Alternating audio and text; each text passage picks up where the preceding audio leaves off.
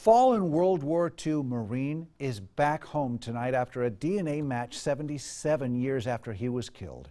Action News Now reporter Esteban Reynoso is live in Red Bluff. So Esteban, you spoke with the man's niece tonight. What is she saying about this discovery? World War II Marine Thomas Frank Johnson's remains were found just this past year in 2019, and that DNA match led investigators to his niece. She says this is a homecoming years in the making. A few years ago, I got a letter from the DPAA. It was talking about MIA POWs, and I had two uncles that were killed in Tarawa. Growing up, Kathleen Venata heard stories of her uncles through her father. So I went, and they were asking for DNA from family members.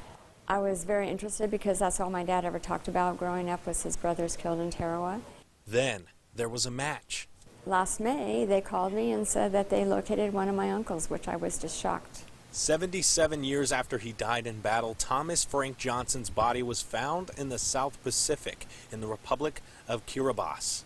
He was one of the missing rows, and so it was very amazing, and I was very happy. Johnson's remains were flown to Sacramento, where an entourage of fire trucks, police cruisers, and the Patriot Guard were met with honks and cheers on the way to Red Bluff. It was very emotional. I mean, all the way up. There were people across the overpasses with flags and waving and said, "Welcome home, Marine." It was amazing. I know from firsthand experience they had a rough time the rest of their life. I think it's the greatest thing going. I really do. I feel for the family, all the years they went through this, never knew. Venata says Johnson will be buried next to his brother, her father, in Redding. What does it mean to finally have a place where you can go and he's there? Oh, that means a lot to me because I go visit my parents all the time. Igo's a beautiful cemetery.